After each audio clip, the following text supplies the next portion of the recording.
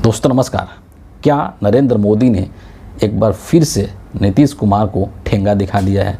क्या नीतीश कुमार इस वक्त खुद को ठगा हुआ सा महसूस कर रहे हैं? इस चीज़ को समझने के लिए दो बहुत ही महत्वपूर्ण राजनीतिक घटनाक्रम है जिसको कि जानना और समझना बेहद ज़रूरी है। सबसे पहले हमें जो पहला राजनीतिक घटनाक्रम है उसको जानने के लिए थोड़ा पीछे जाने की ज़रूरत है। इस बार जब नीतीश कुमार ने पलटी मारा था और जब वो बिहार के अंदर महागठबंधन के सरकार को छोड़ करके, यानी कि तेजस्वी के सरकार को छोड़ करके और मोदी जी के साथ गए थे, एनडीए के साथ गए थे, तो उसके पीछे एक सबसे बड़ा जो कारण था वो ये था कि नीतीश कुमार की डिमांड थी कि बिहार के अंदर जो विधानसभा है उसको भंग कर दिया जाए और भंग करके उसका चुनाव, यानी बिहार विधानसभा का चुनाव लोकसभा के साथ संपन्न करवाई जाए। इस चीज़ को लेकर के तेजस्वी यादव तैयार नहीं थे, लालू यादव भी तैयार नहीं थे और कांग्रेस पार्टी भी तैयार नहीं थी। जब इधर नीतीश कुमार की जो बात है नहीं बनी, तब उसी वक्त में जब नरेंद्र मोदी को ये चीज़ पता चला कि बिहार के अंदर ये सब चीज़ें चल रही है, तो नरेंद्र मोदी ने नीतीश कुमार के ऊपर डोरा डालना शुरू कर दिया कि आप हमारे साइड में आ जाइए, हम आपके इस बात को मान लेंगे। और इसके माध्यम से कहीं ना कहीं जो नरेंद्र मोदी हैं वो इंडिया अलायंस को भी कमज़ोर करना चाह रहे थे और इसीलिए उन्होंने उस वक्त नीतीश कुमार के ऊपर डोरा डाला कि आप हमारे कैंप में आ जाइए, हम बिहार विधानसभा भंग करवा देंगे और चुनाव लोकसभा के साथ संपन्न करवा देंगे। नीतीश कुमार उनकी बात में आ गए और उन्होंने तेजस्वी को छोड़ करके एनडीए का दामन थाम लिया। लेकिन हुआ क्या? हुआ वही जो नरेंद्र मोदी को मंजूर था, यानी कि लोकसभा चुनाव तो हो गया लेकिन बिहार विधानसभा ना तो भंग हुआ और ना ही लोकसभा के साथ बिहार विधानसभा का चुनाव संपन्न हुआ। इसीलिए आप देखेंगे कि पूरे लोकसभा के चुनाव प्रचार के दौरान नीतीश कुमार जब भी नरेंद्र मोदी के साथ स्टेज शेयर किए या कोई रोड शो किया तो बहुत ही अनमने मन से वहाँ पर नीतीश कुमार आपको दिखाई दिए। उस वक्त में नरेंद्र मोदी ने किसी तरह से चीज़ों को मैनेज कर लिया, नीतीश कुमार को समझा बुझा लिया। लेकिन जब सब कुछ हो गया, चुनाव संपन्न हो गया, 4 जून को रिजल्ट भी आ गया और केंद्र के अंदर एक बार फिर से एनडीए की सरकार बन गई, नरेंद्र मोदी प्रधानमंत्री बन गए और उसमें नीतीश कुमार ने उनको प्रधानमंत्री बनने में बहुत अहम योगदान दिया। तब उसी वक्त एक बार फिर से नरेंद्र मोदी ने नीतीश कुमार को धोखा दे दिया, क्योंकि नीतीश कुमार को कहीं ना कहीं ये चीज़ लग रहा था कि अब तो लोकसभा का चुनाव हो गया तो शायद अब बिहार विधानसभा भंग की जाएगी और वहाँ पर चुनाव संपन्न कराया जाएगा। लेकिन मोदी जी इसी बीच में चाल चल दिए। बिहार के अंदर एक रुपौली विधानसभा का सीट है जो कि खाली था और खाली इसलिए था क्योंकि वहाँ से जो विधायक थी बीमा भारती पहले जेडीयू के अंदर थी और बाद में उन्होंने जेडीयू छोड़ करके और वो तेजस्वी के साथ आ गए।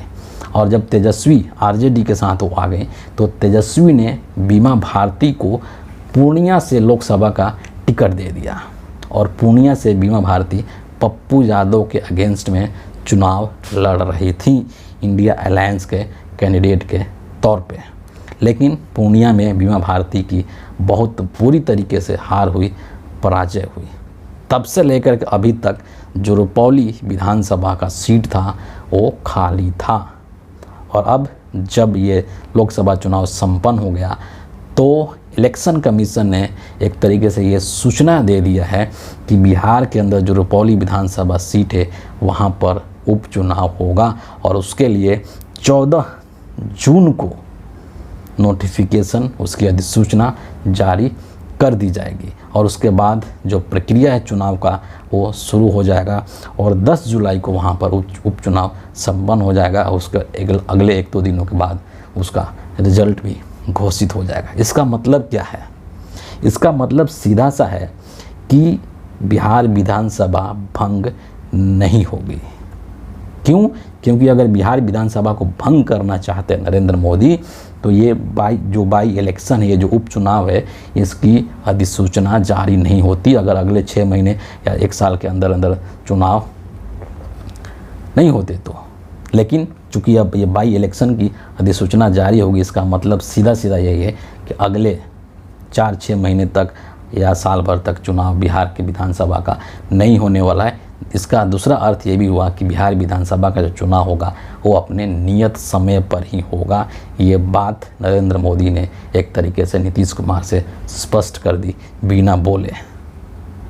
क्या मतलब है? मतलब साफ है कि फिर से एक बार मोदी जी ने नीतीश कुमार को बहुत ही ज़बरदस्त वाला झटका दिया है, क्योंकि जिस चीज़ को लेकर के नीतीश कुमार मोदी जी के साथ गए थे वो चीज़ पूरा नहीं हो पा रहा है। दोनों के अपने अलग अलग उद्देश्य हैं।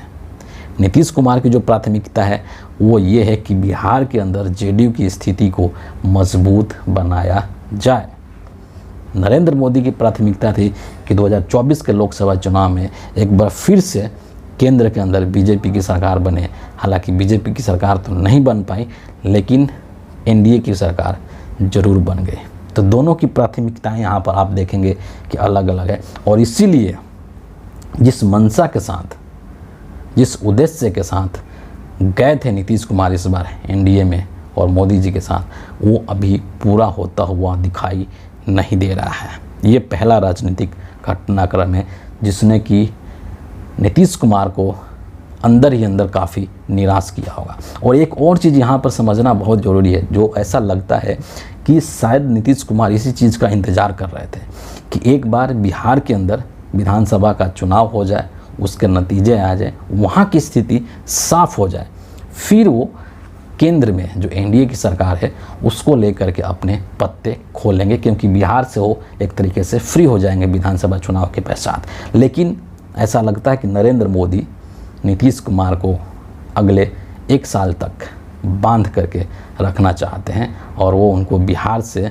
फ्री नहीं करना चाहते हैं। कुछ ऐसा ही उद्देश्य और रणनीति इस वक्त लग रही है। कुछ भी हो इसके पीछे, लेकिन इतना ज़रूर कहा जा सकता है कि नीतीश कुमार इस वक्त अपने आप को बहुत ठगा हुआ सा महसूस कर रहे होंगे और उनको लग रहा होगा कि किस तरीके से नरेंद्र मोदी ने मेरे साथ वादा खिलाफ़ी किया है। जो वादा किया था किस तरीके से उससे नरेंद्र मोदी इस वक्त मुकर रहे हैं। दूसरा जो राजनीतिक घटनाक्रम है वो चुनाव के पश्चात जब शपथ ग्रहण हुआ और उसके बाद जब मंत्रालयों का बंटवारा हुआ, जब पोर्टफोलियो का बंटवारा हुआ, उसमें जिस तरीके से विभेद किया गया उसको लेकर के भी जेडीयू के अंदर और नीतीश कुमार के अंदर अच्छी खासी नाराज़गी देखी जा सकती है। ऐसी जो मीडिया रिपोर्ट्स हैं उसमें निकल कर के सामने आ रही थी कि जो जेडीयू है वो कुछ अच्छे मंत्रालयों की डिमांड रख रहे थे, जैसे कि रेल हो गया या वित्त मंत्रालय हो गया या गृह मंत्रालय हो गया। इस तरीके के जो टॉप मंत्रालय हैं भारत सरकार के, उनकी उम्मीद लगाए हुए थे जेडीयू के लोग और नीतीश कुमार। लेकिन जब मोदी जी ने पोर्टफोलियो का बंटवारा किया, मंत्रालयों का बंटवारा किया, तो उसमें जेडीयू के हिस्से में क्या आया? मछली पालन। जो जेडीयू के नेता हैं ललन सिंह, उनको मछली पालन वाला दे दिया गया मंत्रालय। हैं, मछली पालते रहिए। केंद्रीय मत्स्य पालन और पशुपालन और डेयरी मंत्री उनको बना दिया गया कि मछली पालिए, गाय भैंस बकरी आप पालिए।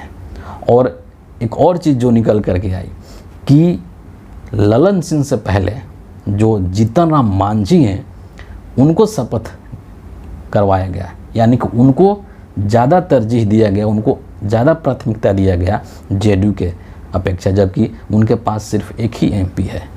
इस चीज़ को लेकर के भी कहीं ना कहीं नाराज़गी है जेडीयू के अंदर, नीतीश कुमार के अंदर। तो ये दूसरा वो कारण है ना, जहाँ पर जेडीयू को या नीतीश कुमार को एक झटका लगा है, क्योंकि उनको उम्मीद थी कि हमें बेहतर मंत्रालय मिलेगा। जिस तरीके से इस सरकार में उनका जो योगदान है उसके हिसाब से वो उम्मीद कर रहे थे कि हमें कुछ अच्छा मिलेगा।